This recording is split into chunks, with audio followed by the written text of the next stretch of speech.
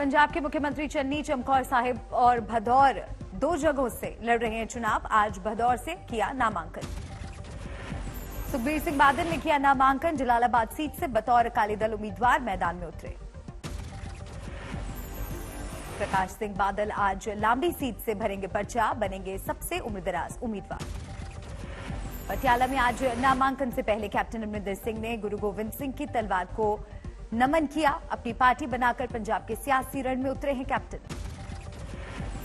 विक्रम मजीठिया की याचिका पर आज सुनवाई। 31 जनवरी तक सख्त एक्शन पर लगी थी रोक।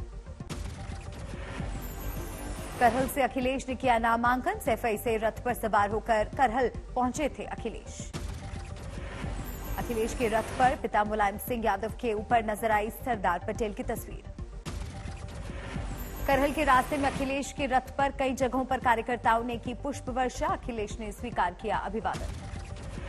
सैफई में अखिलेश के आवास के बाहर जुटी कार्यकर्ताओं की भीड़, जमकर की नारेबाजी। जिंदाबाद जिंदाबाद जिंदाबाद भैया से जिंदाबाद जिंदाबाद। अखिलेश जैन की दोस्ती पर बोले बीजेपी महासचिव कैलाश विजयवर्गीय। कथित जाटलैंड में नहीं मिलेगा इसका लाभ। जाट समझते हैं देशभक्ति का महत्व, सेना में उनकी हिस्सेदारी जबरदस्त।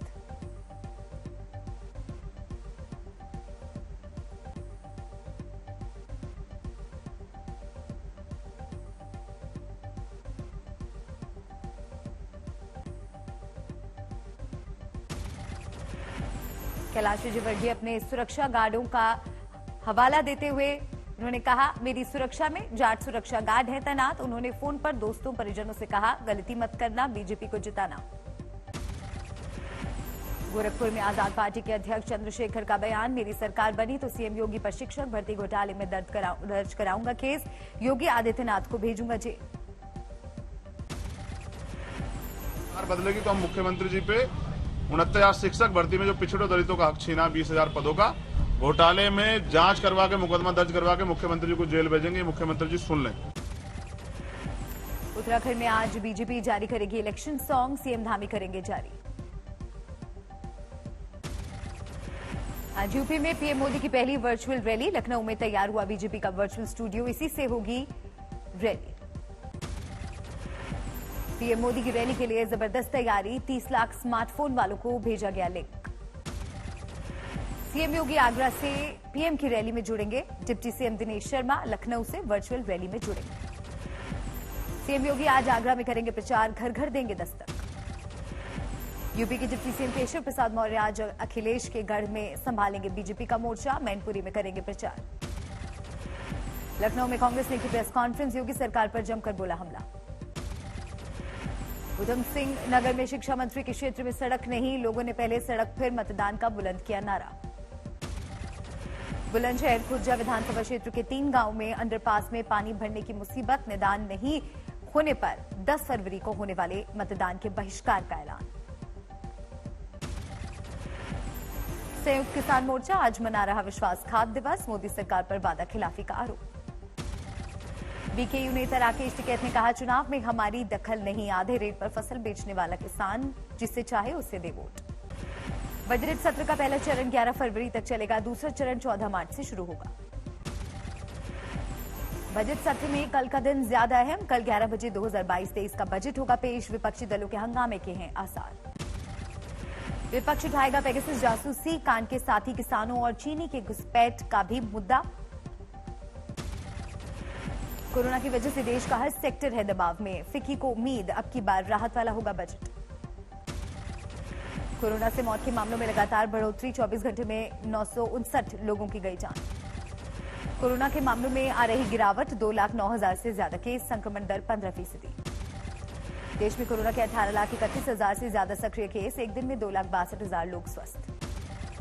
कुल नए मामलों में 64% से ज्यादा। केरल में 51,500 से ज्यादा नए मामले।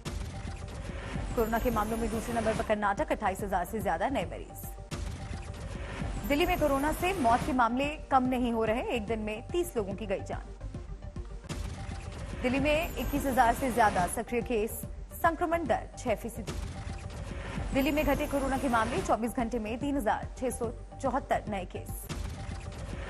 गुरुग्राम में कोरोना से मौत के आंकड़े डराने वाले, 10 दिन में 23 मरीजों की मौत। नोएडा में 24 घंटे में 366 लोग कोरोना संक्रमित, एक मरीज की मौत, 762 लोग हुए स्वस्थ।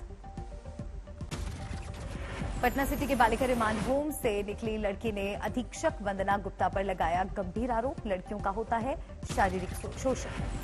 पीड़ित का आरोप, विरोध करने वाली लड़कियों की होती है पिटाई, एक लड़की की संदिग्ध मौत का खुलासा।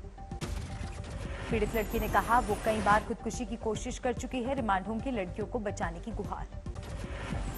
कानपुर में बच्चों पर टूटा कोरोना का कहर, 2 दिन में 38 बच्चे कोरोना पॉजिटिव, तीसरी लहर में 400 से ज्यादा बच्चे कोरोना से पीड़ित। जमशेदपुर के सोनारी बाजार में करीब 8 दुकानें जली, कुछ बाइक सवारों पर रात में दुकानें जलाने का आरोप। फतेहपुर शेखावटी में हिसार अंबाला हाईवे पर चलते ट्रक में लगी आग, आग बुझाने के दौरान हाईवे पर लगा जाम।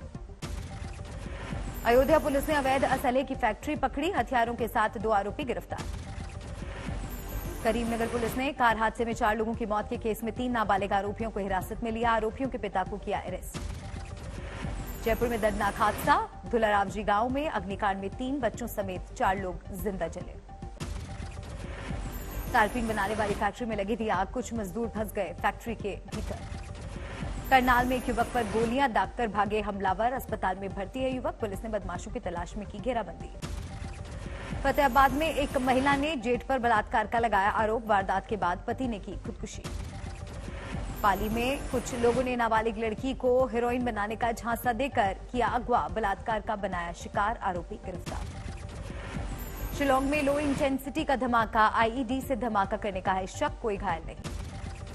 नोएडा में पूर्व आईपीएस के घर इनकम टैक्स का छापा, जांच जारी, बेटा घर में रखता है प्राइवेट लॉकर।